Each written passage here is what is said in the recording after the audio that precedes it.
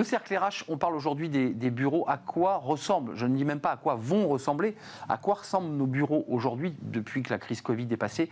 Il suffit d'aller dans des grandes entreprises pour découvrir que c'est plus du tout les bureaux qu'on a connus il y a 10 ans. Des petits espaces, des connexions, des petites cabines où on passe des coups de fil intimes, des grandes cafétérias qu'on n'appelle plus cafétérias, où on va manger, prendre son petit déjeuner, parfois même dîner. C'est la révolution de l'espace de travail, c'est de ça dont on parle aujourd'hui dans le cercle RH.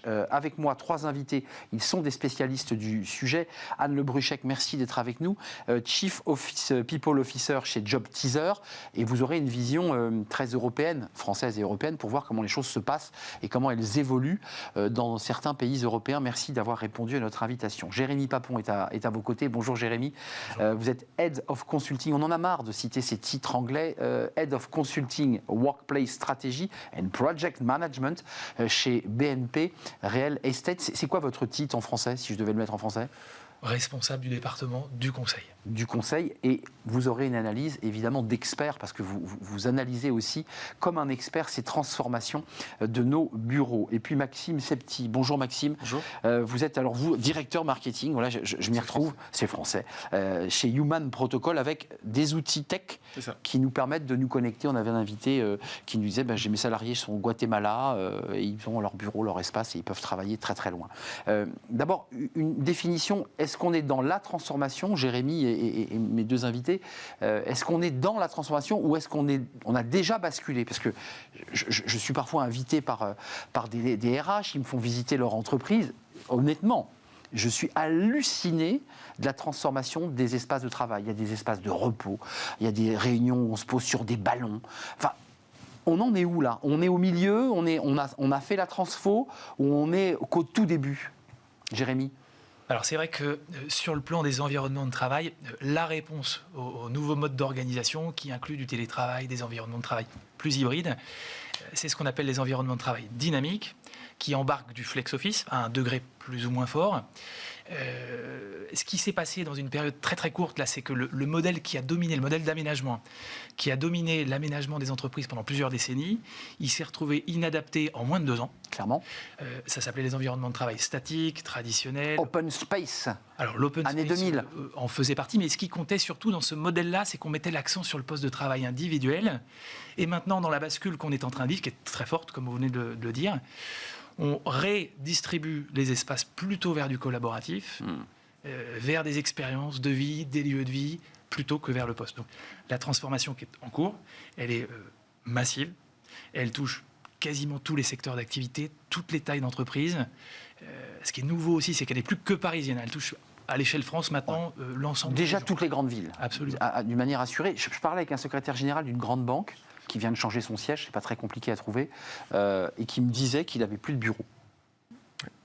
Le secrétaire général, c'est le numéro 2 d'une organisation qui compte plus de 120 000 collaborateurs. Il n'a plus de bureau. Vous dites oui, logique. Oui. C'est ça, c'est quand même une révolution de dingue. Avant, un secrétaire général, il avait un grand bureau avec une salle de réception, il avait un bureau, une télé, son nom sur la porte. Son nom sur la porte, un petit bar pour offrir un verre à... Terminé. Comment vous voulez... Chez Job Teaser, ce sont nos CEO qui nous demandent s'ils peuvent aller s'asseoir dans l'open space avec les collaborateurs et qui nous disent quand est-ce que Anne, tu nous enlèves notre bureau. On n'en a plus besoin.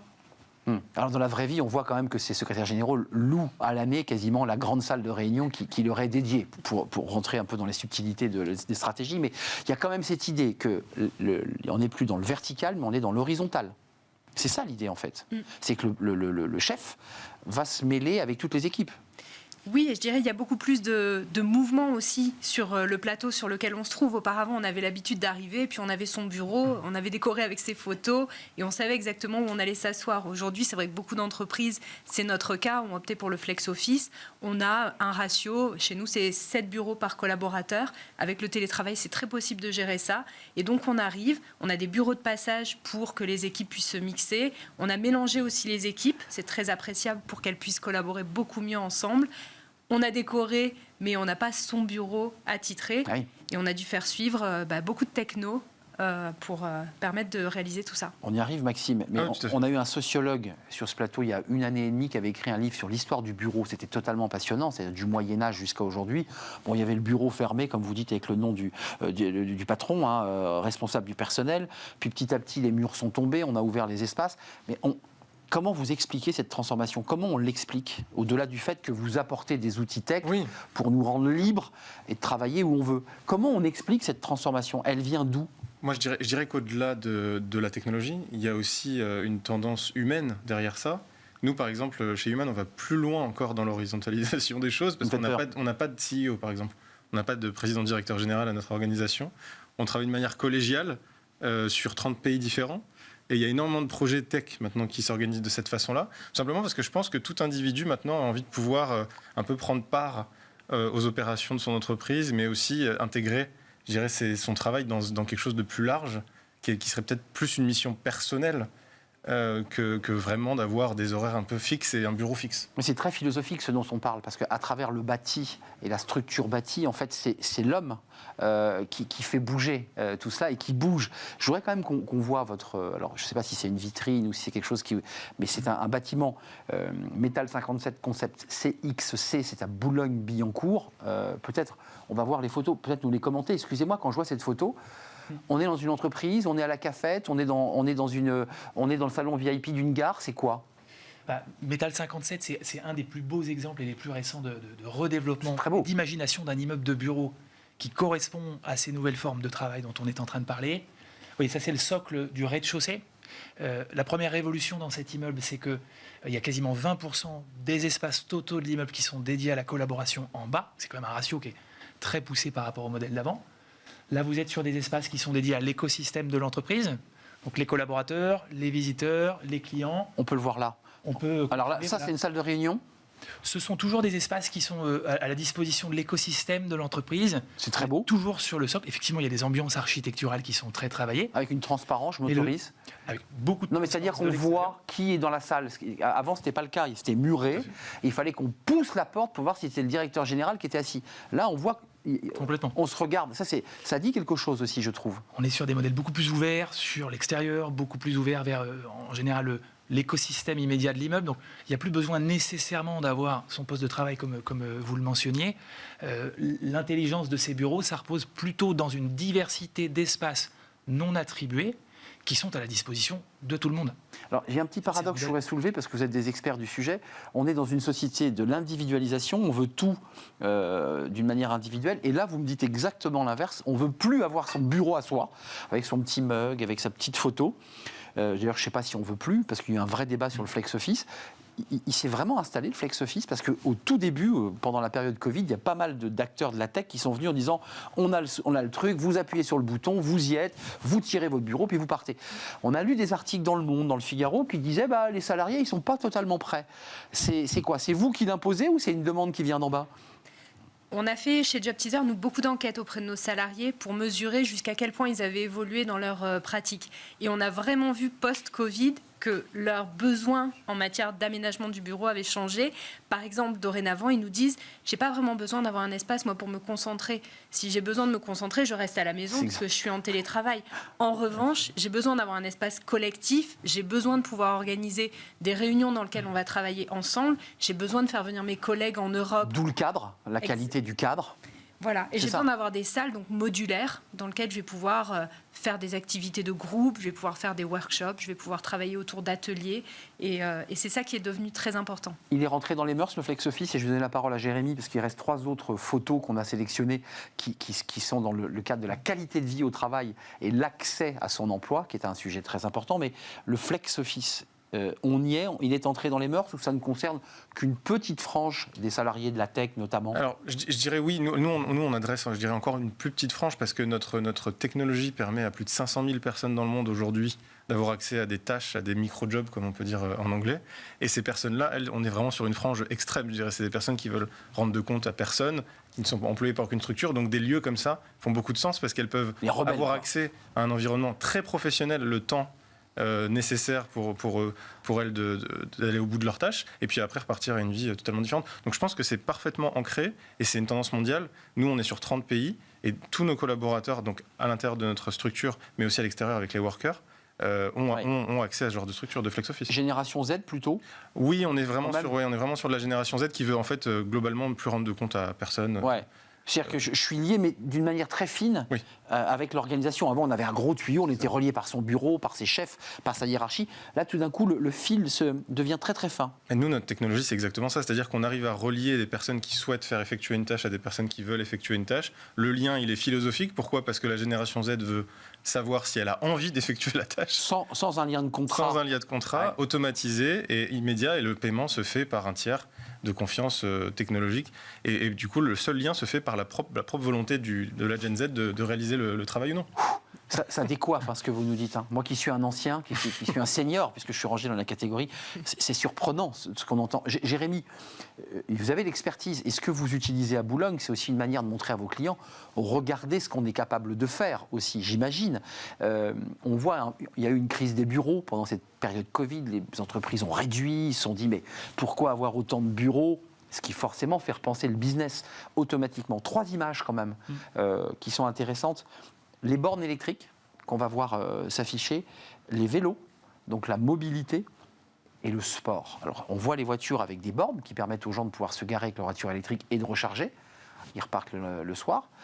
La salle de muscu et les vélos. Ça aussi, c'est maintenant ça rentre dans le package d'une entreprise qui dit je fais mes bureaux, t'as bien mis la borne électrique, ah j'ai oublié. T'as pas de salle de muscu pour les salariés ? Ben non, je l'ai pas. Ça pêche. Tout à fait. Ce qui compte et en lien avec ce qui vient d'être dit, c'est que un des rôles du bureau aujourd'hui et probablement demain, c'est plus d'offrir un produit et des mètres carrés et des bureaux individuels et une façade imposante. C'est plutôt d'offrir une expérience, d'être un atout majeur pour offrir une expérience aux collaborateurs, à l'écosystème. Là-dedans, il y a de la technologie, énormément. Il y a de l'aménagement, il y a des espaces collaboratifs. Il y a aussi une nouvelle expérience de mobilité. Les bureaux, ils sont là pour améliorer les mobilités douces, notamment dans les milieux urbains. Donc là, on voit une flotte de 2 roues, de 4 roues qui sont à la disposition. Trottinettes, j'ai vu même. Trottinettes électriques, etc. À la disposition de l'écosystème de l'entreprise. Donc tout ça, ça participe finalement de ce que l'entreprise, elle communique vers l'extérieur et elle offre à son écosystème. C'est un rôle quand même bien nouveau. On a vu l'enjeu sociologique et les évolutions du bâti, mais est-ce qu'il y a derrière la volonté pour les entreprises qui ont compris que leurs collaborateurs étaient en train de se barrer, pour le dire un peu abruptement, leur donner un peu envie de revenir? Parce qu'il y a quand même, là, quand on voit vos locaux, franchement, moi, j'ai plutôt envie d'aller travailler dans ces lieux-là, quoi. Je me dis, c'est pas mal. J'ai un écosystème global, je peux faire du sport entre midi et 2, je peux avoir un repas. Alors, on n'a pas encore évoqué les questions d'alimentation qui sont essentielles, mais vous êtes d'accord, c'est pour faire revenir les collaborateurs, ça? Leur dire, regardez comme c'est sympa chez nous. Oui, je suis assez d'accord. Le bureau, il est devenu un peu serviciel parce que justement, il fallait donner de bonnes raisons aux collaborateurs le matin de faire le choix de venir au bureau plutôt que de rester chez lui où il est au fond très très bien installé. Et donc, le fait qu'il puisse trouver un espace de restauration très sympa, voire même le café gratuitement, du matin au soir, de service, la possibilité que la salle de réunion se transforme en salle qui peut accueillir un cours de yoga entre midi et 2. Voilà, ça c'est des choses qui, je pense pas que ça fasse rester durablement, éternellement un collaborateur chez nous. Ça peut aider.